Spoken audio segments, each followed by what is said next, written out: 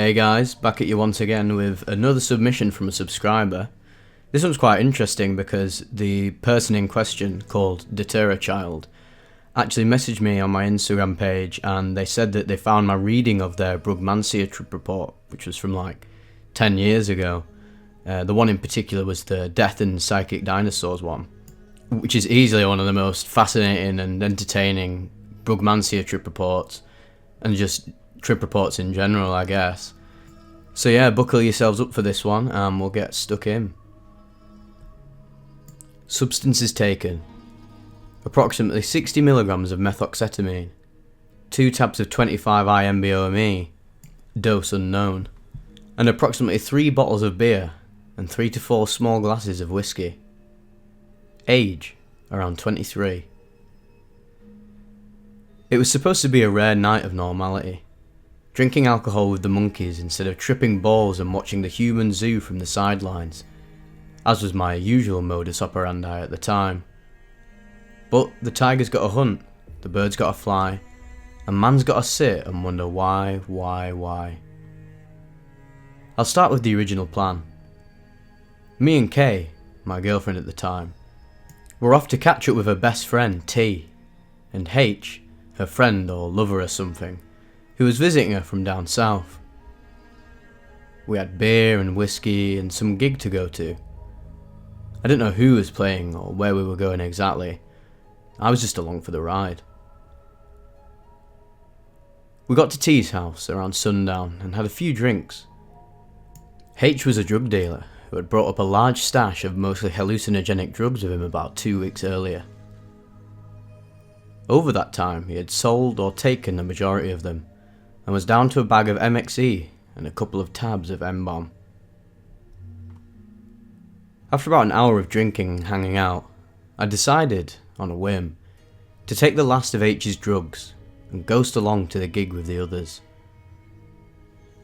Though both of these drugs in particular were fairly new to me, I was very experienced with hallucinogens in general, having been fascinated with them since my first mescaline trip at 17. So I took the 2 tabs and emptied the MXE into my whiskey, and left the rest to the gods. Thanks to the alcohol, the trip crept up on me very slowly. After about half an hour I was hyperkinetic and giddy. At one point, I was dancing with Kay on the balcony while tic-tacking in a circle around her on my skateboard.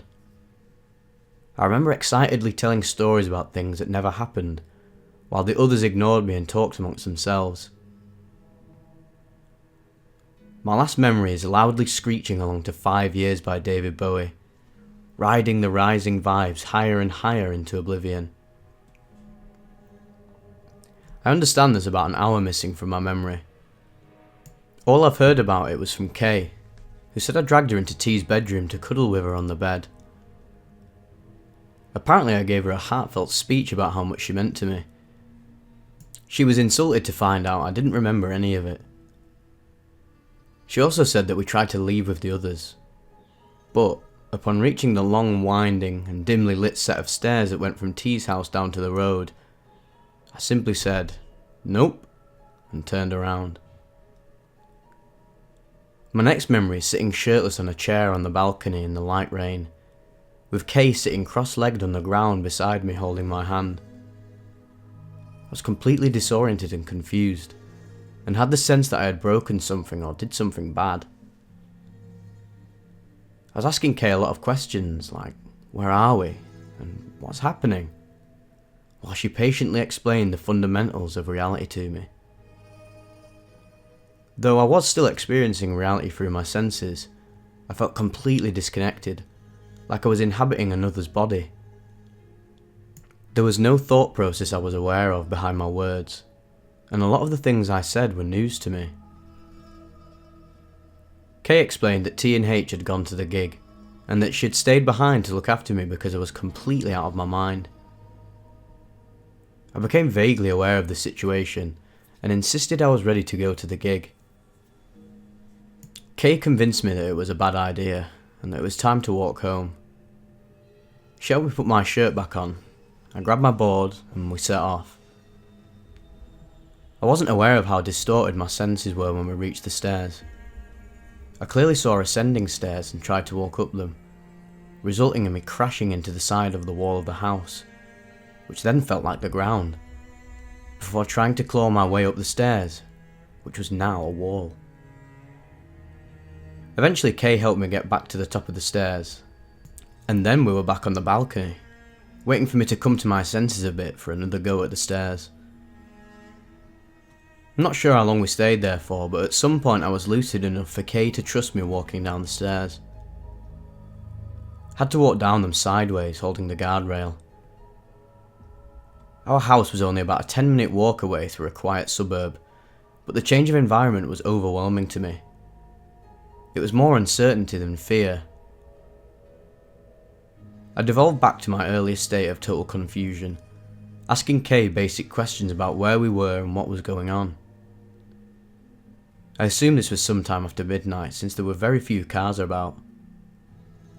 But whenever a car did go past, it would completely negate any process Kay had made of explaining what was going on to me, and I would be straight back to not knowing what the fuck was happening. I remember at one point being completely surrounded by cars at an intersection, all shouting and circling us in a cacophony of headlights and voices. In reality, 2 cars had pulled up slightly ahead of us and had a conversation about which route to take before driving off. I can also remember complaining that the grass was too loud, and Kay telling me to block my ears. It sounded to me like screeching cicadas, and I'd forgotten her advice before my fingers reached my ears. Probably because some fucker had the audacity to drive past us and shatter my reality. We went straight to bed when we got home, and I finally got to indulge in my visuals. It was so immersive it felt more like dreaming than tripping. While spooning Kay, I envisioned her as a torrent of water and myself as Aquarius, providing water to an ancient city. At another point, I was a bookshelf and Kay was a sleeping book, breathing deeply and occasionally chasing rabbit dreams, wagging her tail slowly. I existed in this state for what felt like hours without questioning it. I was just like, yep, I'm a bookshelf. I also saw what I imagined to be hell. It was an endless, desolate landscape of dusky canyons and dunes, passing by slowly, with a set of guitar strings across the middle being played by a weevil, who I assumed was Satan, maintaining hell's existence with its slow, disjointed plucking. Sometime during the night I had to get up for a piss. I managed to feel my way to the bathroom along the walls in the dark. But when I turned the light on, the sudden kaleidoscope of visions overwhelmed me and left me functionally blind. The visions were constantly shifting and composed mostly of life forms scrambling over and through one another. Finding the toilet was clearly a fool's mission, so I quickly gave up and pissed on the floor in the middle of the bathroom, figuring I'd just have to deal with it tomorrow. Back in the bedroom, I stumbled around a bit trying to find the bed, knocking a few things over and making a lot of noise in the process. This woke up Kay, who sleepily guided me back to bed and put my headphones on me, and put on some music before going back to sleep. The song was Riders on the Storm by The Doors. Disturbingly though, Jim Morrison's voice sounded exactly like Hank Hill's, pronouncing the H in words with WH. What? I got worried that I had permanently changed Jim Morrison's voice and switched off the music. To this day I still hear Hank Hill croning in certain Doors songs, and now you will too. I don't know if I slept that night. The visuals were so vivid that they could have been dreams. The only one I remember after pissing on the floor was of a vast farmland with 2 Kiwi stereotypical farmers discussing cattle and such. After a while, one of them asked the other how their trip was going. The other responded dismissively, with something like, "Oh yeah, nah, you know, just a whole lot of squibbity squab in the ice cream, bunch of hibbity hoo-ha yourself." The other responded, Yeah, mate, yeah, just a bunch of bloody dribbling giblets blabbing and bibbering all over the place.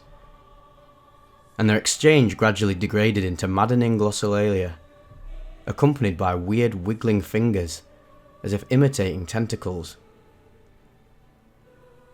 I was born into a farming family, so I feel like that was a weird representation of my escape into psychedelia and madness. When the sun was up, I got up and cleaned my piss off the floor and ate some food, before returning to bed and immediately falling back to sleep. To this day, she has no idea I pissed on the floor. I'll send this trip report to her. Better she hears it from me. Overall, the trip was insane and surreal, yet strangely calming. I think the detachment of the MXE smoothed out the sharp edges of the MBOMe trip, while the psychedelic lights of the MBOMe illuminated the blackness of the dissociative MXE hole. Good, safer alternatives to deliriants like Datura, but also very overwhelming and disabling. I was lucky to have Kay to take care of me and make the sober decisions I couldn't, as well as put up with my shit without losing her temper at me. But at the end of the day, Tiger got to sleep, Bird got to land, and man got to tell himself he understands.